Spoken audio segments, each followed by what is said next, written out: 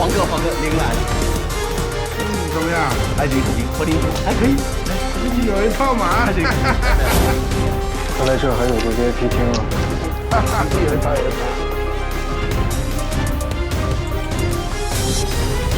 黄哥，你是？我是小陈啊，前2天赌钱你把我钱全赢走了啊，忘了啊？一级吧啊！好了。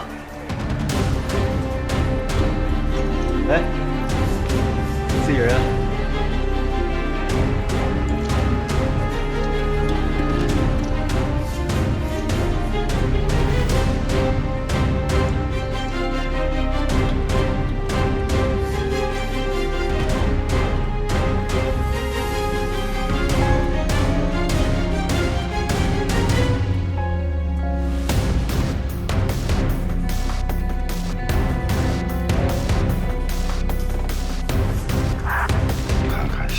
做什么情况？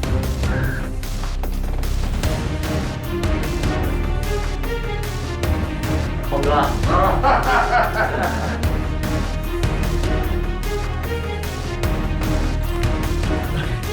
大哥，他妈欠我钱什么时候还？我们开始吧，来，开始。来。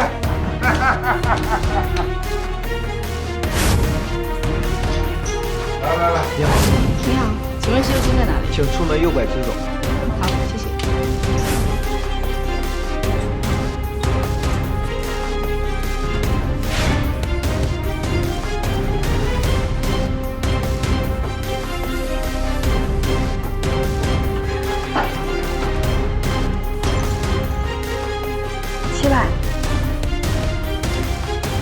7万更一手，2万更加1万。跟。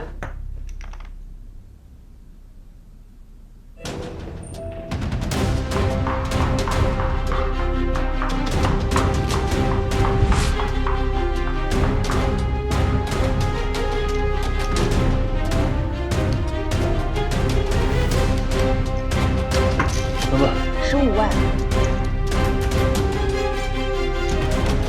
我没老。好。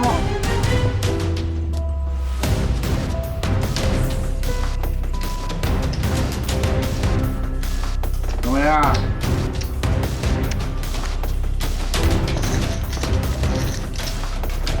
？30万。我吹呀！all in。黄哥，是不是桌上所有的东西都吹了？我桌上所有的东西都压了。行，今天黄哥玩的开心啊，不跟。开牌。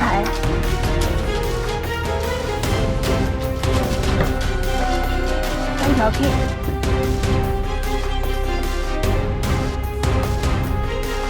3条 S。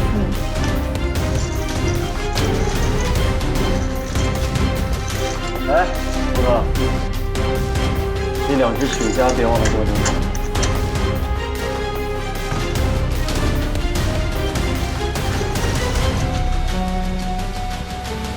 靠，这小子把黄总都得罪了。我看了好几遍，他的手一直放在台桌上，好像没出老千。猪脑是什么？谁说只有手才能出老千？狗日的，现在高科技多的是。我是说，脸看清楚了没有？看清楚，看清楚，看清楚了就好。他是不想走都出去了。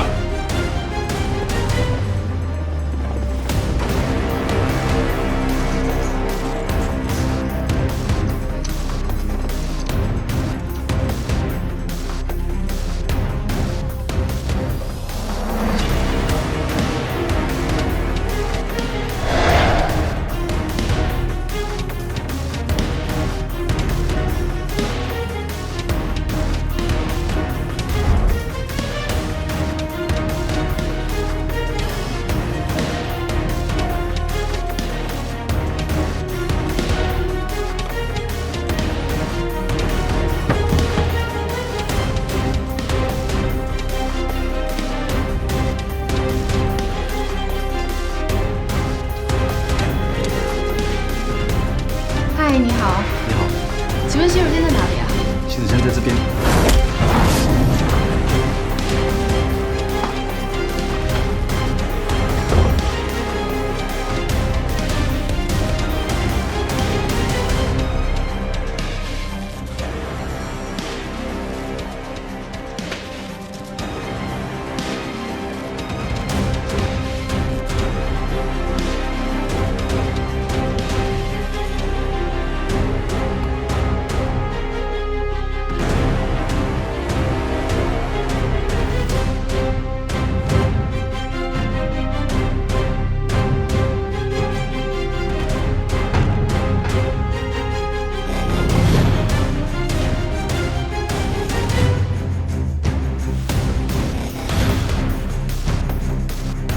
老板想玩一局。好啊，可我只喜欢赌命。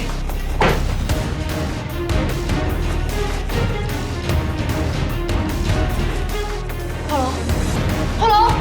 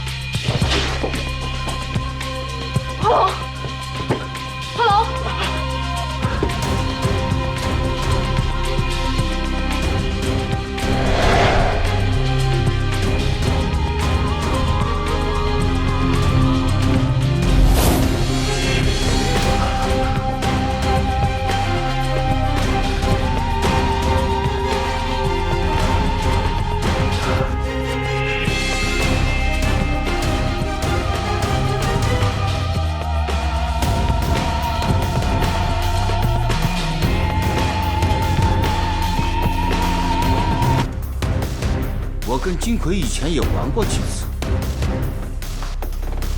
我也想知道他为什么会失踪了呢？你最后一次见他是什么时候？那天下雨，他手气也不好，输了很多钱。5、6点钟的时候出了赌场门，就再也没看见过他。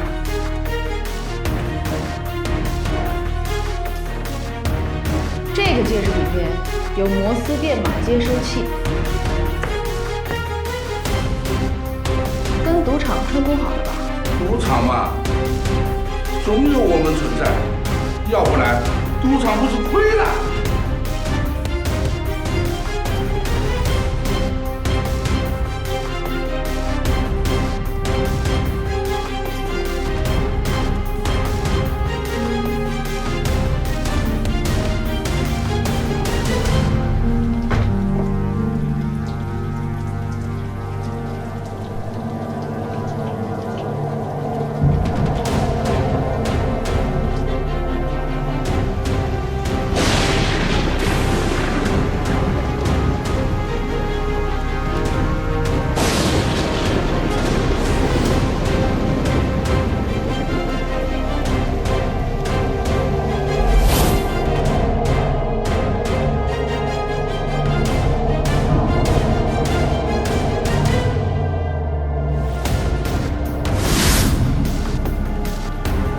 他呢是被杀死之后一脚踢进了这个下水道。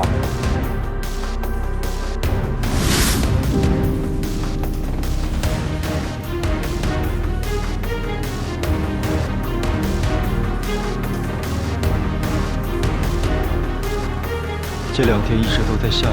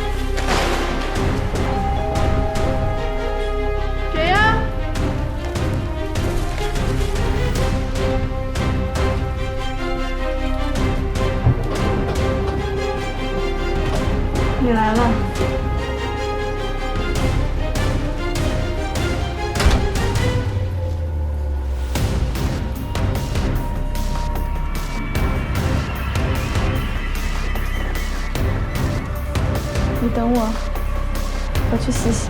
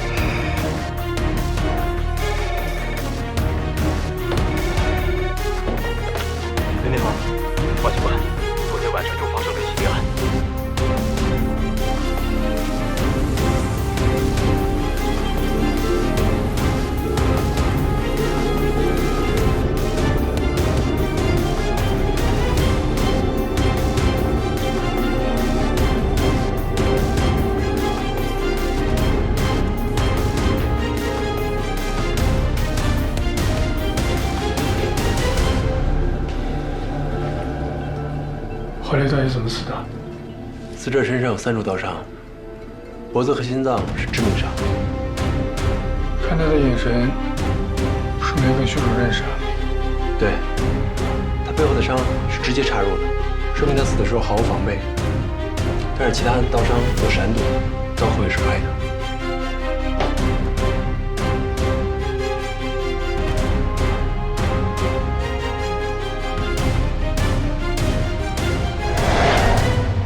给。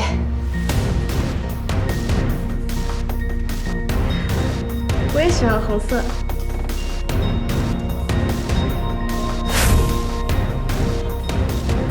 哎，怎么了？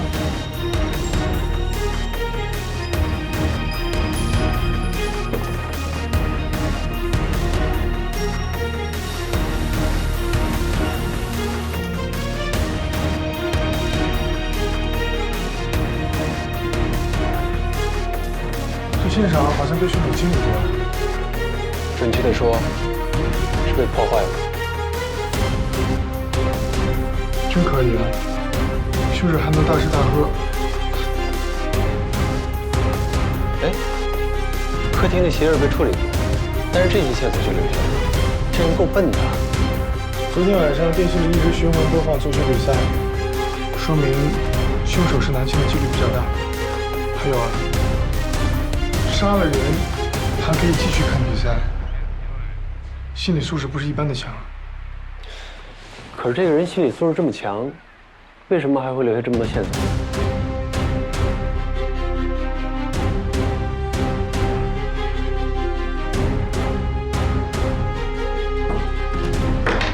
铝业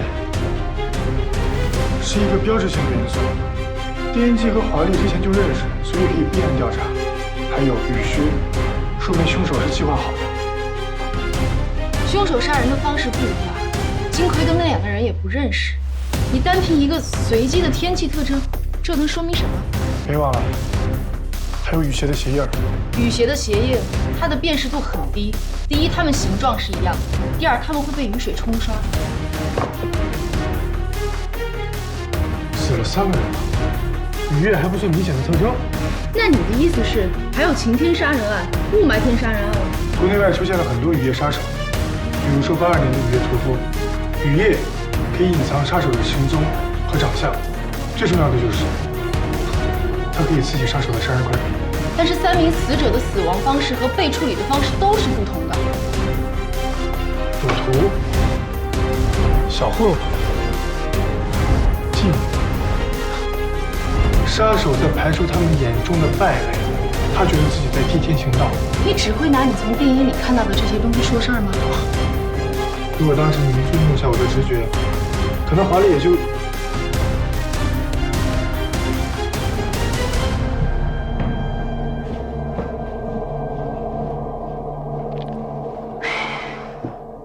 我基本不用担心你跟女孩子讲爱情观的问题，因为谈不到那个时候就已经分了。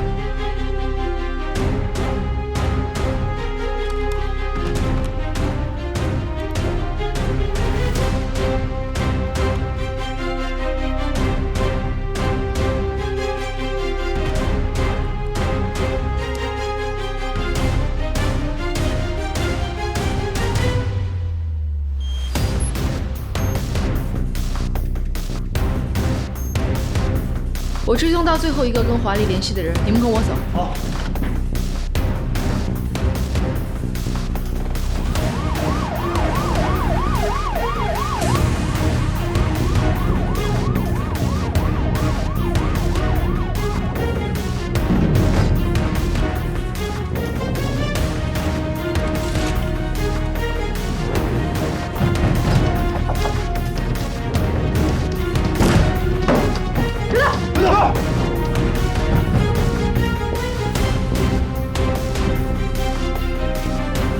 我老婆不在家，我跟华丽是网上认识的，2年多了。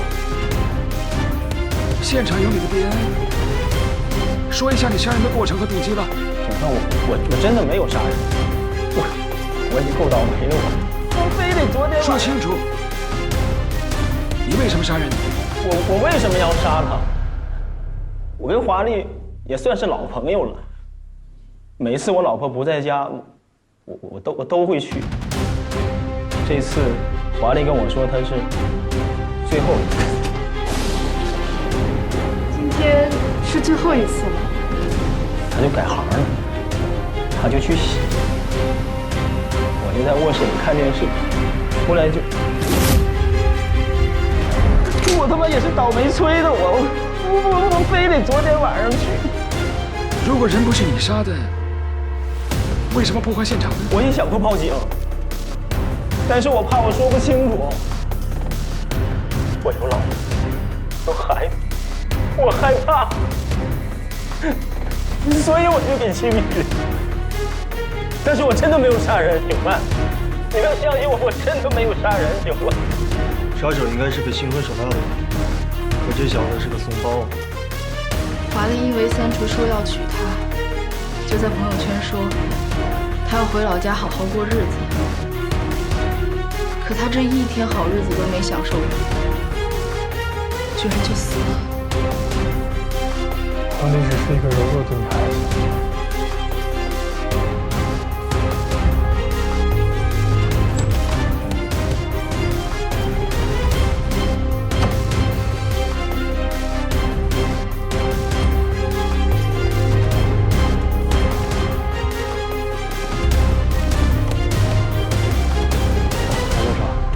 现在已经查明了，华丽的眼睫毛脱落的确是因为摩丝喷到眼睛里面导致的，而且在金奎和颠基的眼睛里也发现了少量的摩丝，只是因为当时雨水冲刷剂量太小，所以没有及时发现。当一个人被捂住眼睛的时候，身体最弱的部分就透露出来，脖子还有胸脯，最容易被刺伤。凶手很依赖摩丝，很有可能是同一个人。3个案件可以并案。浩龙，你再去查查金奎的底细。我之前就说过，杀手一定是连环杀手，他就是为了主持自己的正义，在这就是从赌场监控录像里抽出来的照片。原来金奎和三锤俩人认识。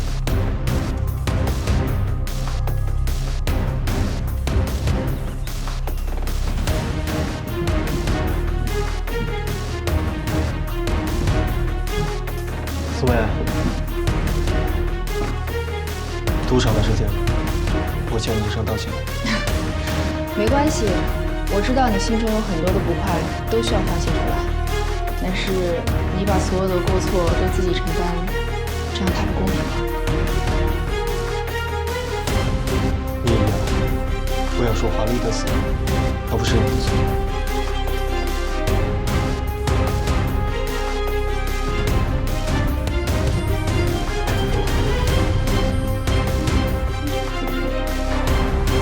滚啊！都给我滚！听不见吗？给我滚！滚！听不见吗？仔细想想，他提这么认真。我跟你说几遍啊！我不认识，不知道，管他什么金奎银奎，滚啊！滚！滚！对了。好，那我帮你回忆一下。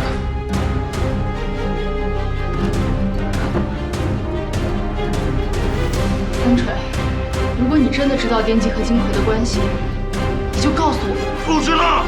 那华丽跟他们的关系呢？华丽是我的女朋友，跟他们没有关系。滚啊！华丽被杀的时候跟一个。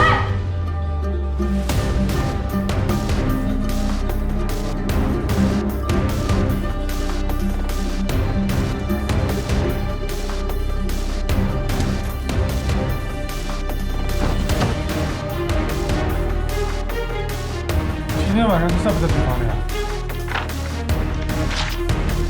晚上11点查房的时候，他刚好不在。不在病房里，在走廊里啊。三锤大多数时候都是这样的。那逻辑上基本是合理的，但是我还有一个问题，他为什么那么条件？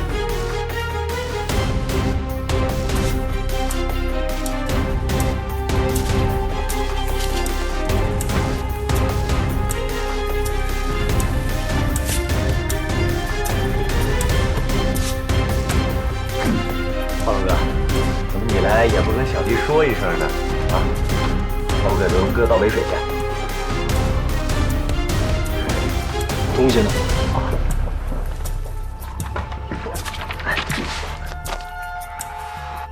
我从拘留所出来之后，就开始调查这帮孙子是怎么骗人的。龙哥喝杯水。是不是瞎？叫谁龙哥呢？啊！以后在华龙大哥面前都叫我小龙。龙哥好。你文成这样，怎么不去混幼儿园啊？瞎闻什么你？是，待会儿就让他洗了啊。这个班陀是军师的意思。对，在这样的组织里啊，都有一个军师，我们暗地里都叫班陀，负责选择下手对象和管理账目的。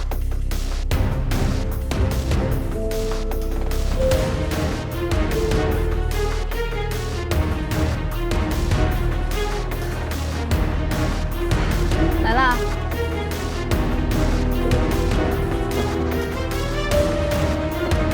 金奎和电击隔3上午，他们就会来这里运动。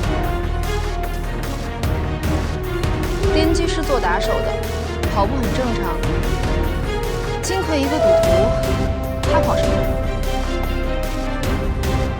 还有更奇怪的，我听刚刚在这里3个人说呀，他们两个在这里一聊就1个多小时。1个小时的时间，他们应该聊了不少。这我就不知道了。不过肯定和利益有关的。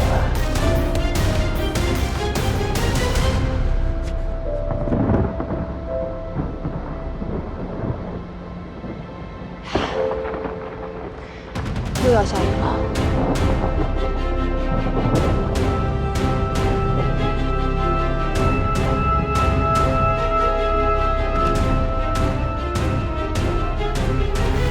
我们调查了一下赌场的事情，简明，也就是被大家称作军师的这个家伙，他掌管着所有赢来的钱，而他、金奎还有电击，他们3个是一个团伙。他们俩死后，所有的钱财都会在前面出手。那华丽呢？华丽当的是内线，女人是最容易把男人引上牌桌的，所以华丽也是他们三人档的一份子，而三锤就是他们的猎物。抓住简明。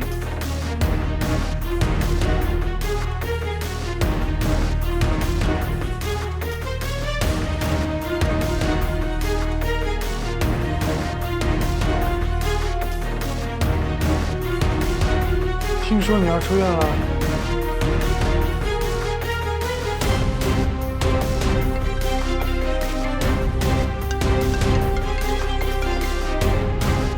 喂，简明被抓了。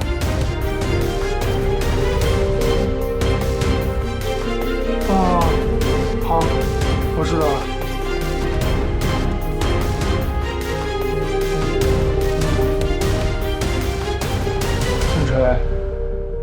是时候说出来了吧？我相信你比我更想抓到杀害华丽的凶手。你们不要再折磨他了，好不好？你看看，他已经被你们折磨成什么样子了！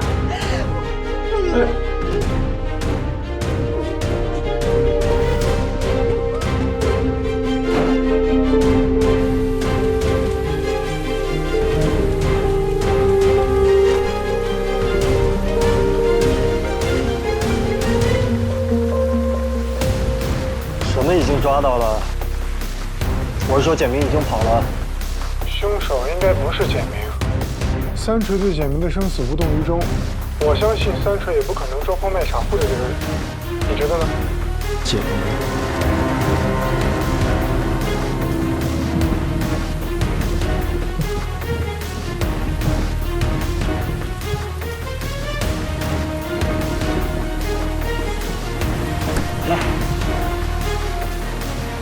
下雨天别淋感冒了。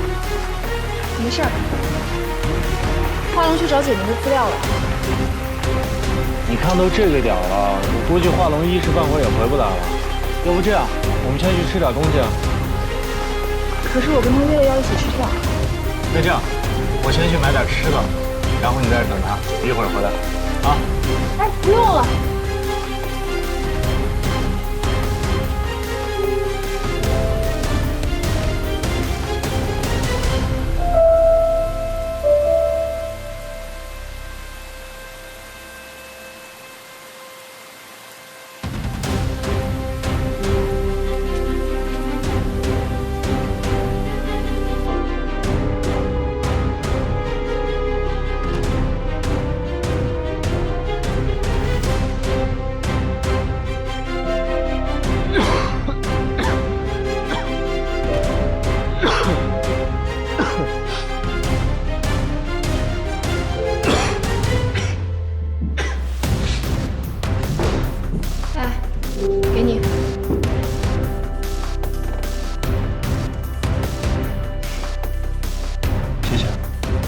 特地买的，治感冒。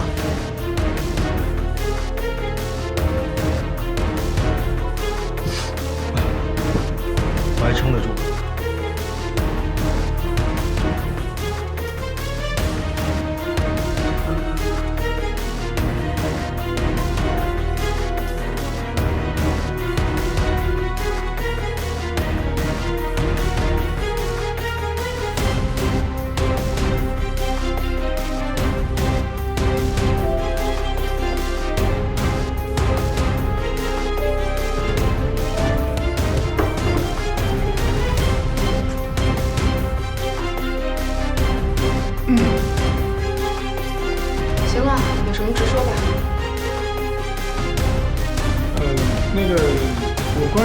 三锤母亲的呕吐状况，而且频率很高，一看就是病得很重，面黄肌瘦的。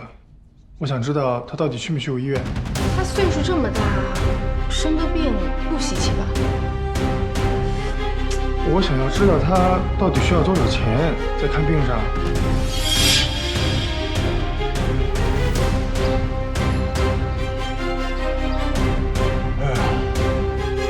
我也很久没见过简明了。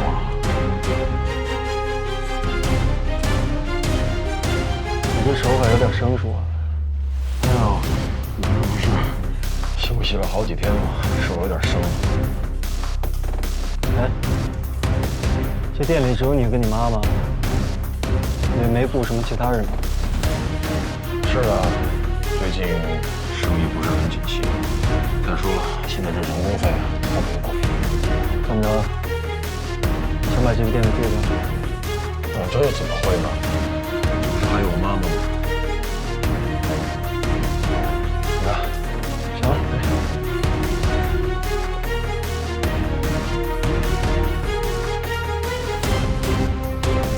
谢谢。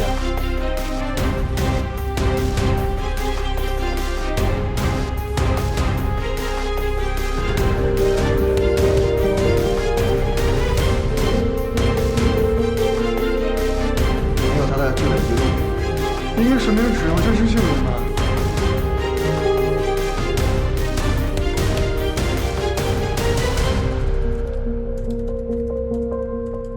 你叫什么呀？这是我编写的软件，只要输入了三锤母亲的身体特征，就能根据医院的病人数据库进行对比和分析了。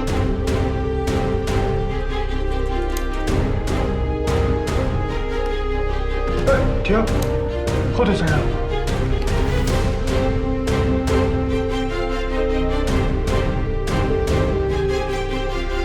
胃癌晚期。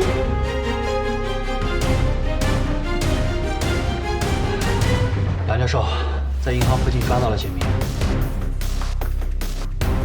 他倒是很会藏啊。三锤理发店毛巾上的鉴定结果已经出来了，毛巾上的纤维还有消毒水，跟电击死亡现场完全一致，出自一检。阿信，把三锤母子抓回来。是。华龙把简明带过来吧。好。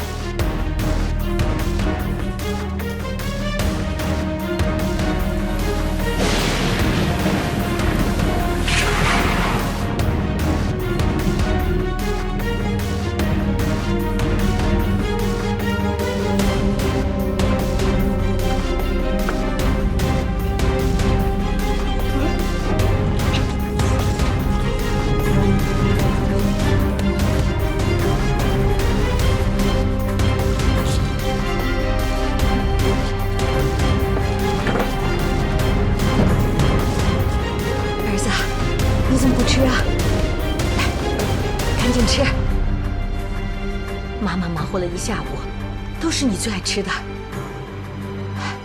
蘑菇炖肉，来尝一块，来。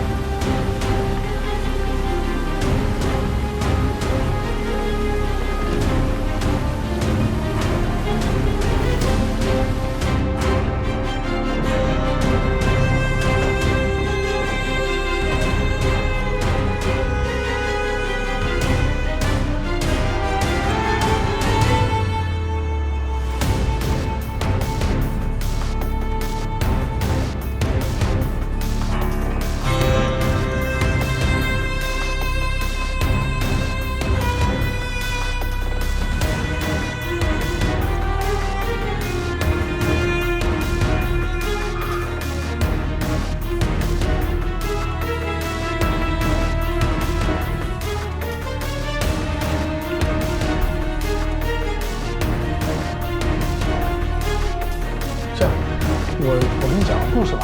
有那么一个老板，买了一只大羊和一只小羊，他决定呢先杀大羊，于是把刀放在了外面，进屋去拿盆儿。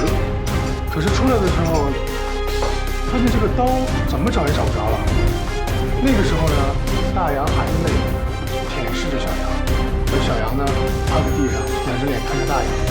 老板就觉得这母子俩生离死别呢，就不想让这个小羊看到他母亲死在他面前，于是呢就想把小羊拽走。就在拉走小羊的那一刹那间，发现那把刀就藏在小羊的肚子底下。我的意思是说，每个人都会为了自己在乎的人去掩饰、去遮掩，可是越遮掩越容易暴露。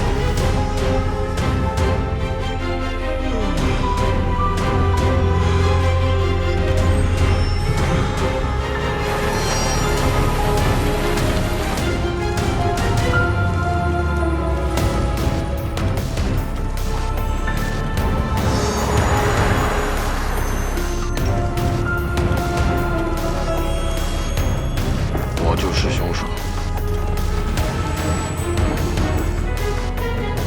你好，你所拨打的电话已关机。是，算是自首了。快去理发店。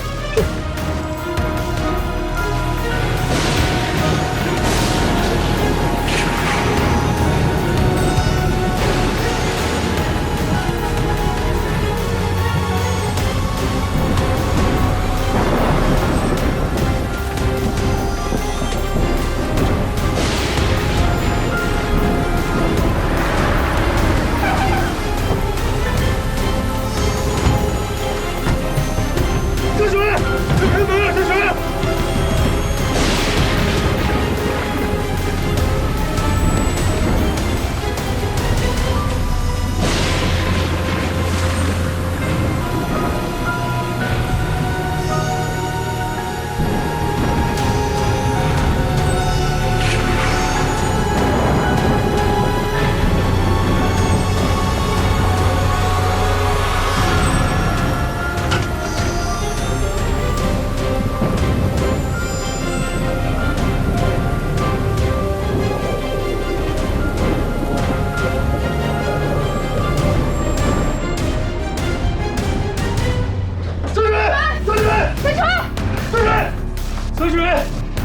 你撑着，你这边说话，急救中心吗？你这边说话，这里有人需要急救。公安局的各位领导，你们好。这里是。本人名叫三锤，于今年3月17日晚，在公司楼下的树林里杀死了电击，原因是他欺压我，伤害我。我对他一直怀恨在心，借此机会将他杀死。抛尸后，我又杀死了金奎和华丽，他们都是骗子、坏人，我真是无法再容忍下去了。我对以上做的事情供认不讳，并承担所有的后果。与此同时，我已经无法再面对我的亲人，只有以死来解脱。特写下认罪书，认罪人三锤。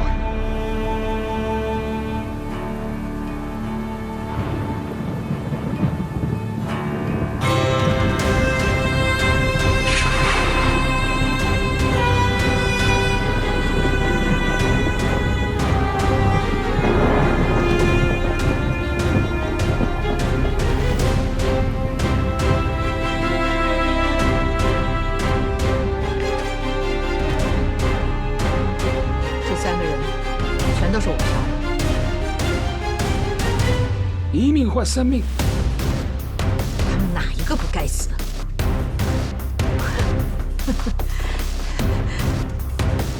我一个要死的人，换了3条人命，值了。长一块。你为什么要杀了华丽？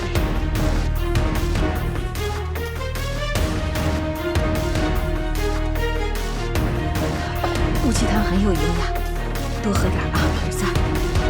你为什么要杀华丽？妈，你疯了！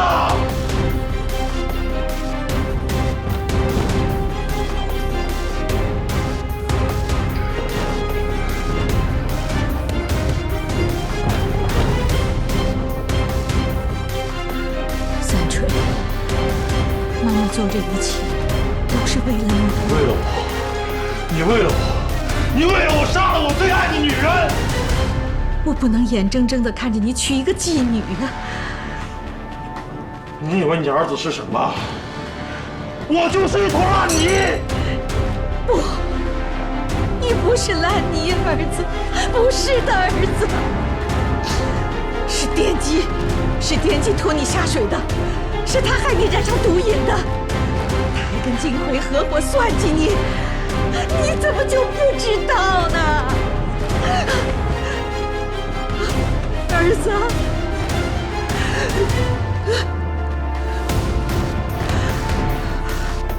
妈妈要是不在，他们会毁了你的。和你没有关系。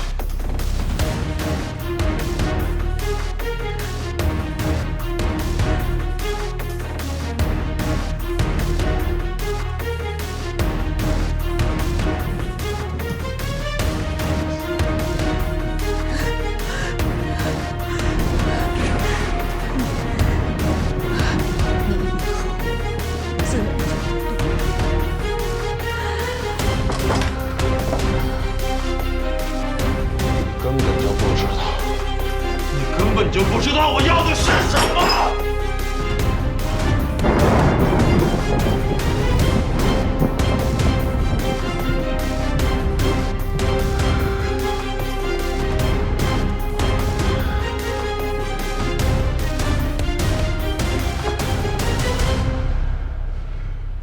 以后，你不是我妈。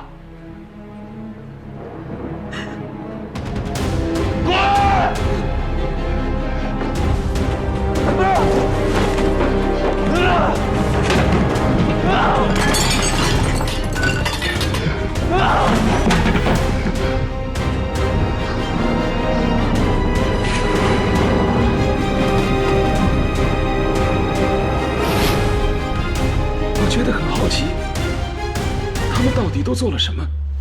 你要定他们死罪呢？他们算计我儿子。其实他们也够可怜的，就因为他们没有像你这样的母亲。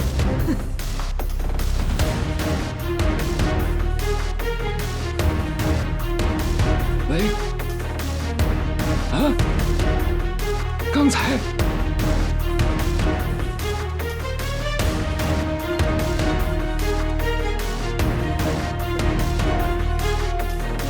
你看一下。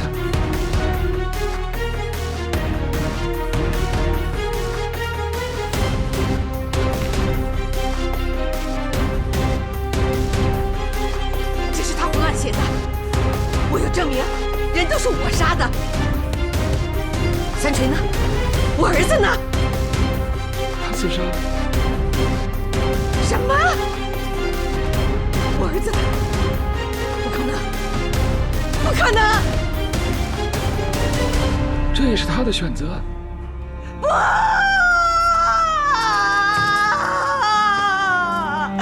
儿子，你为什么要这么做呀？妈为了你可以做任何的事情。儿子，儿子呀，儿子，你为什么要这样做呀？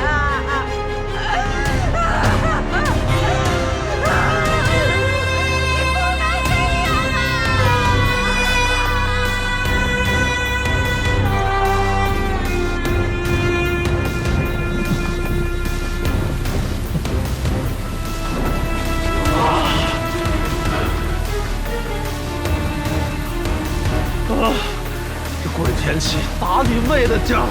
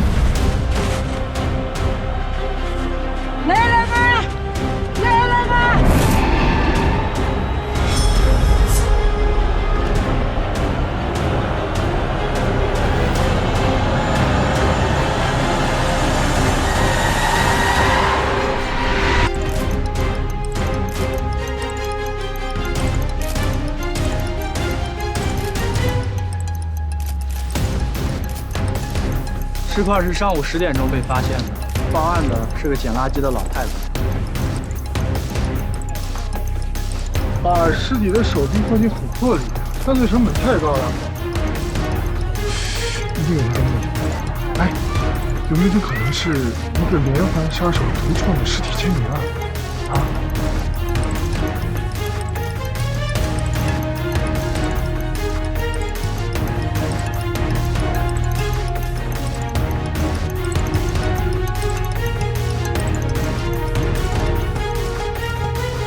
我同意。啊？我还以为你要说，没有证据，就不要太早下结论。谁说没有证据？我刚才看了一下，相同的脚印一共有42个，而且不是呈直线分布。那就是说，有个人在这个荒郊野岭的地方原地瞎溜达，很有可能就是那个埋尸的人。不对，我从琥珀周围的组织上来看，至少他埋了1个多月了。但是昨天刚下了一场暴雨，而且昨天下午4点多才停。这些脚印一定是昨天4点多留下的。所以我同意你刚才的推测，这很有可能是一起连环杀人案。这些脚印是昨天过来埋新的时候。哦，对了，这块石头是之前压在琥珀上，被发现的时候就在琥珀旁边。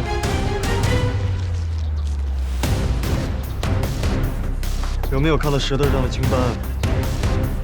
这不科学啊！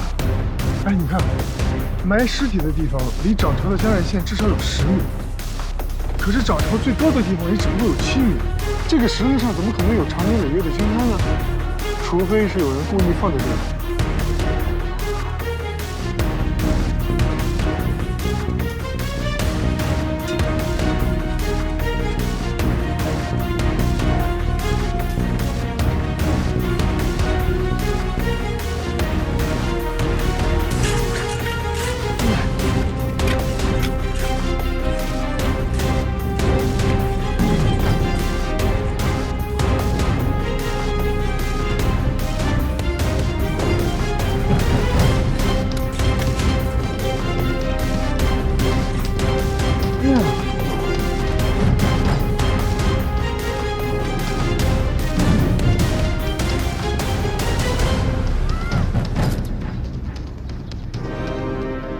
所以说，这个石头是用来做标记。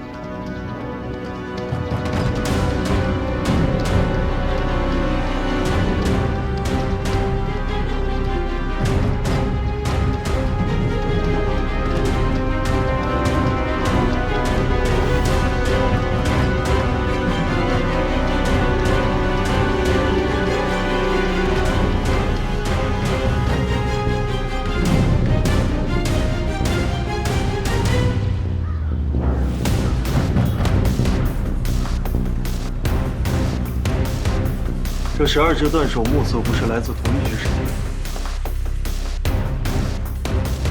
先等等，高斌的验尸报告还没有出来。12个琥珀，光撬开就得需要一段时间了。他有没有想过一个问题啊？为什么会是用琥珀呢？有没有可能是一个标本？很多截掉残肢的人为了纪念自己的身体，将身体的一部分做成一个琥珀。我是听说很多喜欢狗的人在狗死后，将狗的身体做成一个标本。那为什么凶手要把喜爱的标本埋在荒山野岭呢？唯一能够提醒我们的是什么呢？我们将这个案件定为杀人、分尸、抛尸案，在一段时间之内，12个人被分尸，但是公安局连报案的记录都没有，这几乎是不可能的。除非这些尸块都不是从活人身上取下来的。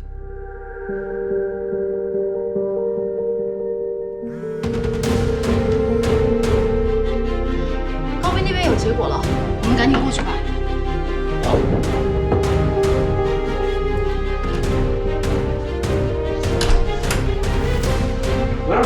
来正好，帮你们点外卖是不是？12个尸体啊，你还吃得下？真的就12个尸体？这12只手明显不是来自同个人的呀。哎，给你看啊，窗口的边缘没有明显的破伤，没有明显的收缩，也没有出血，也没有挫伤。窗口的内部呢，也没有出血，没有明血花，没有炎症，而所有的尸块都具有相同的特征。这意味着什么？什么？所有这些尸块全部都是从尸体上割下来的，而且这些尸体被冷冻过。哦，意思是说，凶手杀了人，冷藏了尸体，然后呢，切下了这些尸块，做成了泡。不是，啊，我在尸体上检测到了一些过氧乙酸，这个主要是用来殡仪馆冷藏柜消毒用的。过氧乙酸不一定属于殡仪馆吧？哎，你说的对，但是我还检测到了一些防腐剂，过氧乙酸加上防腐剂，那肯定是殡仪馆的。你的推测就是这些尸块是属于殡仪馆尸体上的？不是推测，不是推测，是事实。指纹我已经对比过了，其中一部分和警局记录在案的死亡证明完全能对应得上，他们都是死于意外或者是疾病。这是死亡证明。这些受害者的性别、年龄、职业完全都不同，他们唯一的共同点是，都是在滨江火葬场火化的。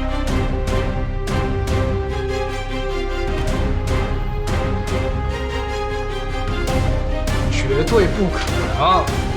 咱们这儿火化前都是家属亲自确认完尸体，确认它是完整，那才签的字儿。啊，你们看看，是不是？我们这儿走的都是正规流程。那签完字之后呢？签完字之后，这字儿都签完了，那当然是直接推到焚尸炉里去。那再然后呢？再然后那就是阎王爷的事儿了，你们得去问他，我可管不了。哎，我说警官，你们这不会是想再进炉子里查一查？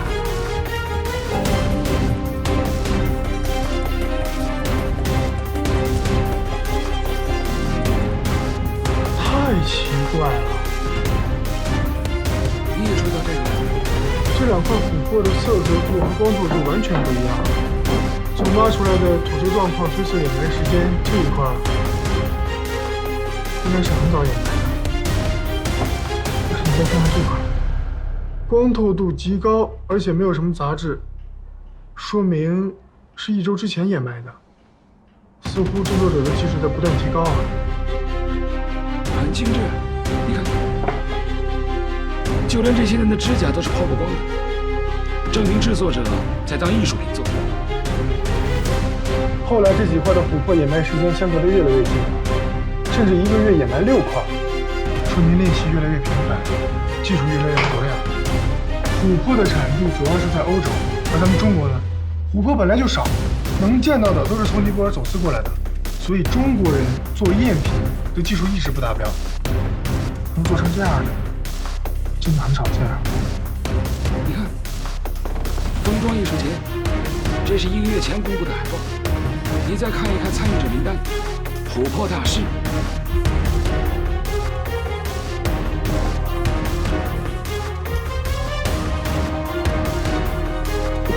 我这里没有收到关于任何火葬品的手续记录，也就是说，尸体在进入焚尸炉之前应该都是完整的。棺材很贵，火葬场不可能把棺材给烧掉。他们基本上进入一个房间之后呢，会把棺材先拆下来，尸体继续向前传送。我倒是觉得他们有时间和手握的。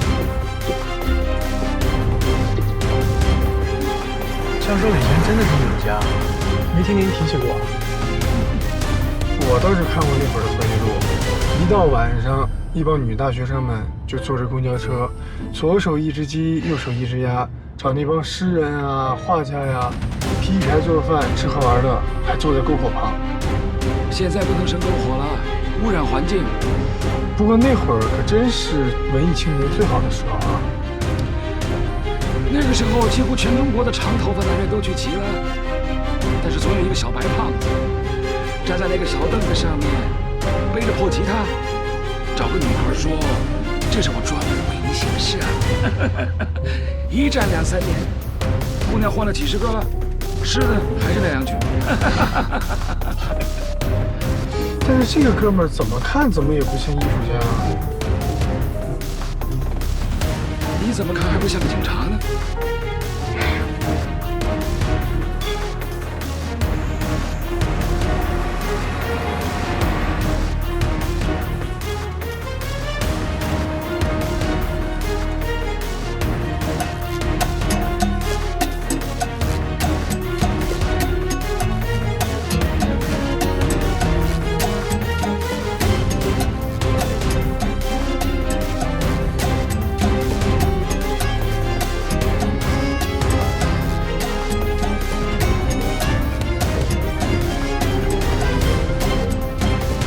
喂，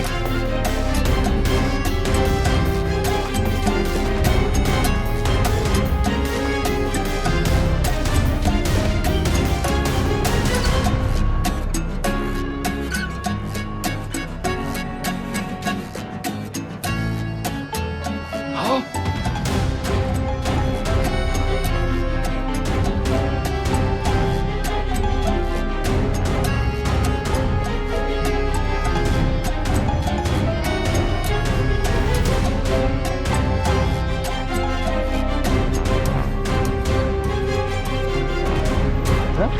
哎，杨教授呢？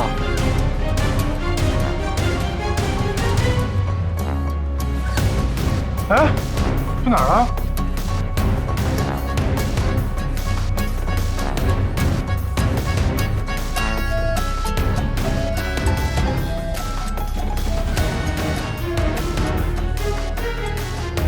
整个火葬场的人都不知道老王的真实姓名和他的家庭住址，看来他真的是早有预谋。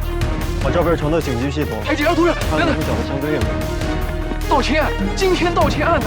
以你的能力，自己能解决吧？别，你们管不管呀？你们这要是再不管，这就要变命案了。丢尸体的死者家属说是要杀了我呀。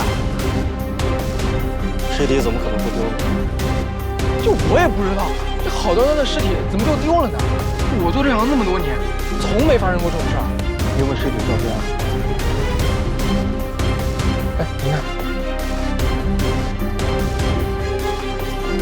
你最后一次看到这个尸体是什么时候？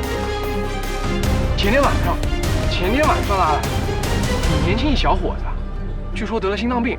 哎，对了，今天早上检查的时候，这尸体还在。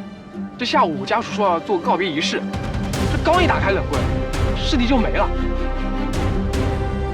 你是说，就是刚才我们在的时候，这个尸体才丢是吗？是啊，不只是尸体，我们的灵车都没了。这司机师傅说他把钥匙给了搬施工，我刚才一打听，没人说拿到钥匙。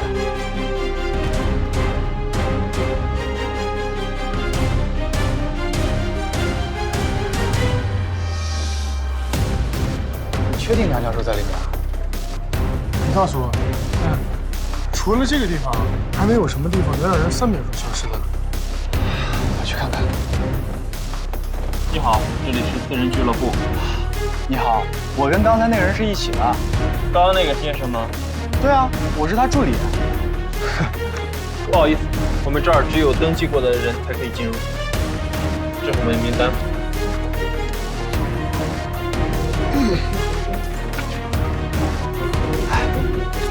名单上没有梁教授。哎，作为一个警察，稍微有一点观察能力，都能进去。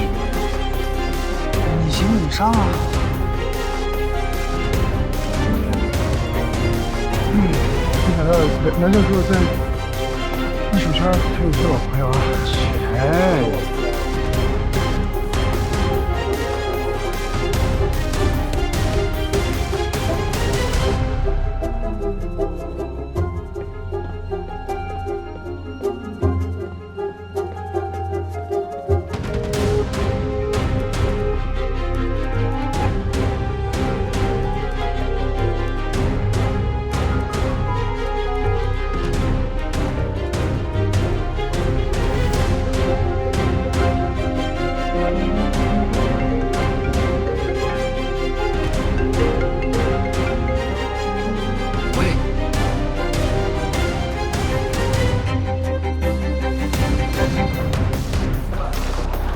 不会出什么事儿吧？走一走，看一看啊。放心吧，他出事的概率啊，比你走丢的还低。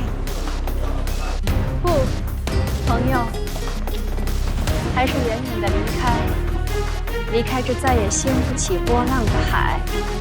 我噙着热泪劝你，去寻找灿烂的未来。20年前涂鸦之作，今生还能再听到，真是此生无憾了。有生之年，我还能见到这首诗的作者，我也算是此生无憾了。请。谢谢。原来老程身边有这么漂亮的美女一直在陪伴着，这么多年，我白为他担心喽。您呢？您的生活就像您当年写的那样，寻找灿烂的未来。两位看一下，还有什么答案好翻译？这个都是你做的？当然，如假包换。我的手艺啊，这条街你找不出第二个。这个琥珀沉淀物太多了，而且透露度也不高啊。你到别的摊位看看就知道了。关键是，你这些创意都太普通了。拿鸡和鸭子做琥珀，有保存价值吗？哎，我说你这人什么意思啊？你想要高品质的去找马克啊？来我们这小摊位晃什么？马克是谁？他是这个世界最初的生命。他总在梦中低语，他呼喊，却发不出声。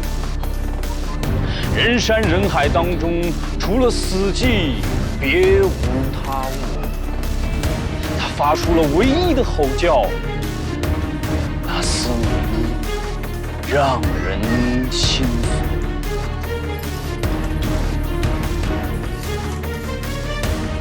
火葬场的监控显示，这辆灵车是老王开走的，因为这辆灵车非常的显眼。随我调查到，他在中午的时候几乎横跨了半个市区。现在呢？开去南郊了。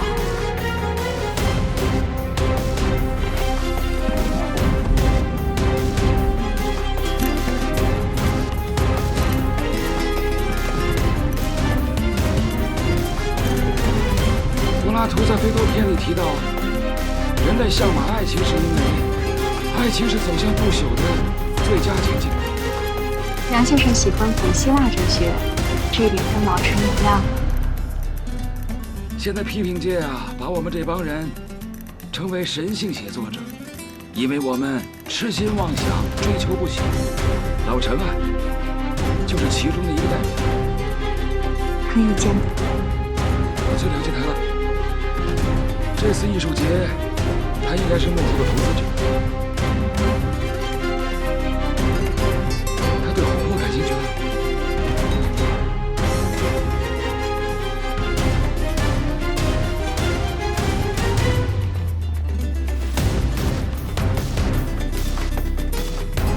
上帝之手，原来你也是冲这个来的。没错，我们是要展出马克的艺术展品，但那是我们这次琥珀展的神秘压轴展品。如果您感兴趣的话，一定当天来看现场。好啊，老陈一定欢迎你的。我都快等不及了。我看不是您等不及，是您的同事们等不及。啊，对不起啊。喂，教授，我好像找到那个叫马克的舞会厂家了。好，我先告辞了，很高兴见到你。再见。